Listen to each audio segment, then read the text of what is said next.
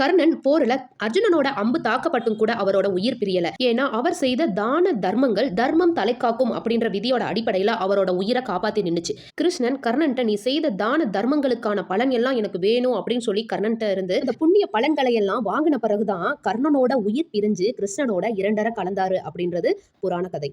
ஆனா இந்த மாதிரியும் ஒரு புராண கதை இருக்கு அப்படின்னு சொல்லப்பட்டிருக்கு. ஆனா எந்த அளவு அது உண்மை அப்படின்றது தெரியல.